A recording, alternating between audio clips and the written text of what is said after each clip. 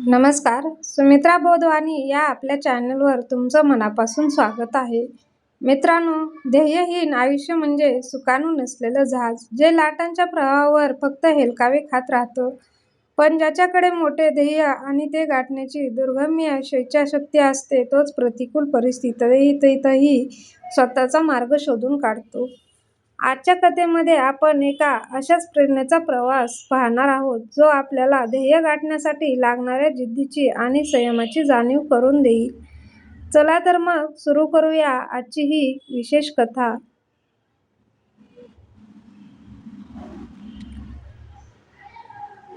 आजही निमाचे डोळे सुजलेले दिसतच होते. नक्कीच रात्री मनसोक्त रडून उशी भिजवलेली असेल हिने.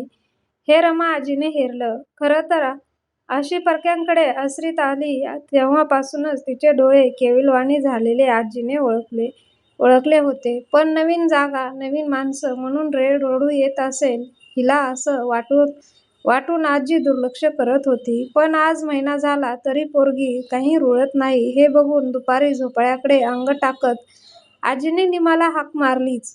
"निमे, जरा पायाला रॉकेल चोळून देतेस का गं?" निमा म्हणाली, "हो, एवढं धुणं वाळत घालून आलेच." "हं रमा," आजी म्हणत ती ओसरीकडे गेली. आजीचं झोपाळ्यावरून लक्ष होतंच पोरीकडे. अगदी आईसारखी टापटीप आहे पोरगी.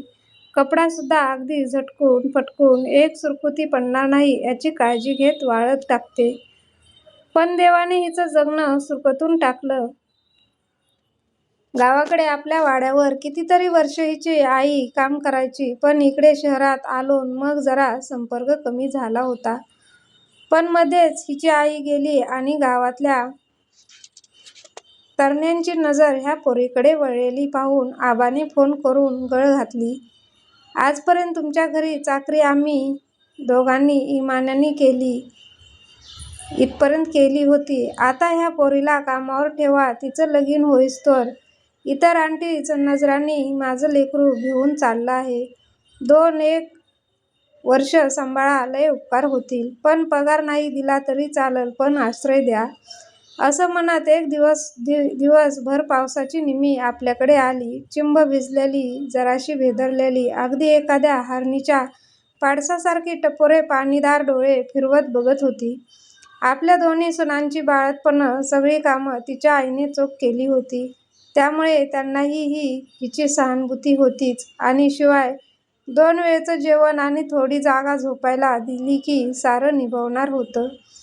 तसंही शहरात किती महागाई, मोलकरीण लावणं म्हणजेच खूप पैसा मोजणं. निमी फुकट काम करणार म्हटलं की कोणीच नकार दर्शवला नाही.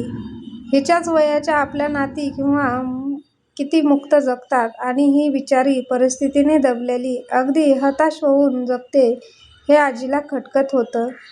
तिच्या जगण्याला मार्ग मिळावा असं आजीला वाटत होतं. पण तिचं शिक्षण वगैरे काही करणार नाही हे आधीच सुना आणि लेकांनी तिच्या बापाला सांगितलं होतं.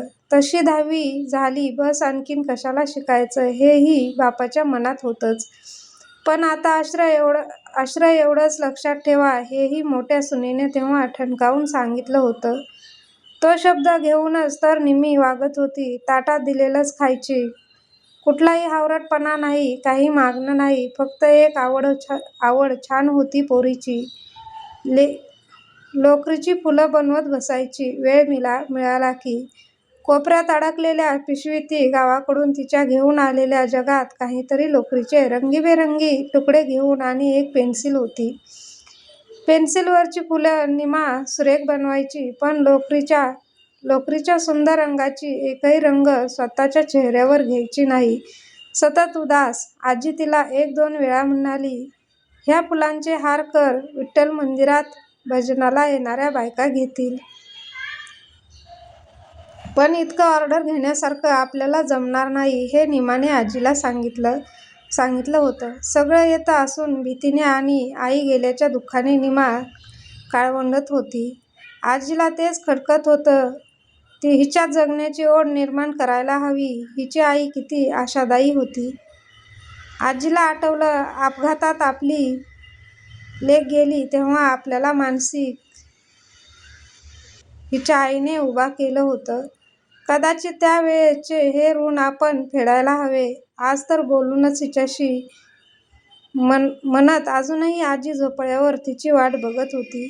तिच्यातली छोटी मुलगी मात्र कपडे वाळत घालून पलीकडे तिने आणि नातीने बनवलेल्या किल्ल्याकडे डोकावली.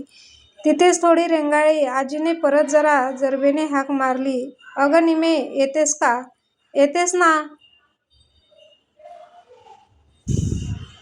ओढणीला हात पुसत निमा आजीजवळ आली. "बोला आजी, रॉकेल चोळायचं आहे ना? मग पडा आडवं, मी देते पाय चोळून." आजी म्हणाली, "बसल्या बसल्याच कर गं, झोपायचं नाही मला."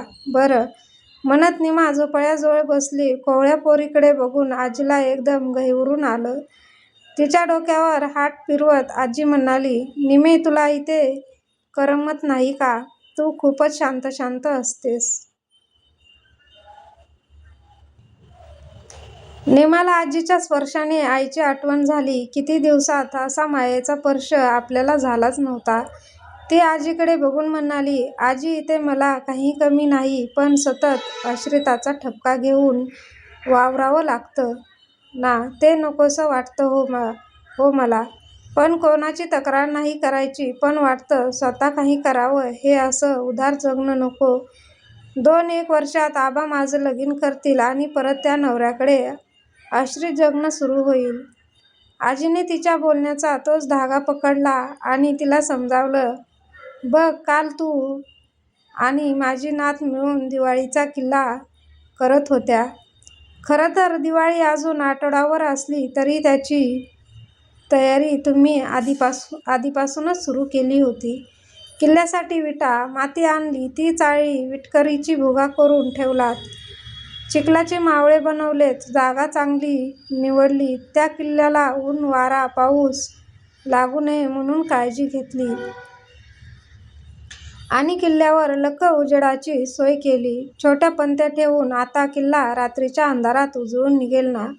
निमा आनंदाने म्हणाली, "हो, अगदी छान दिसेल तो भव्य आणि झगमगता." आजी हसत म्हणाली, "तसंच आयुष्य असतं." निमा त्या किल्ल्यासारखं बांधत जायची हिमतीने, खंबीरपणे. आणि आई गेली म्हणून जगणं सोडता येत नाही, पण रमायला शिक.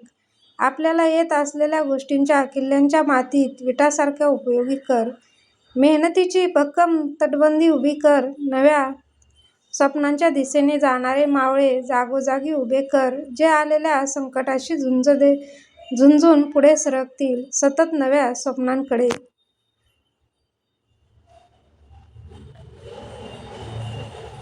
मायेची, ओलाव्याची हिरवळ सतत पेरून ठेव आयुष्याच्या ह्या किल्ल्यावर. त्यामुळे आयुष्य हिरवंगार राहिलं. आणि हो, एक पंथी आनंदाची शांत उजेड मनात पसरवणारी त्या किल्ल्यात लावायला विसरू नकोस."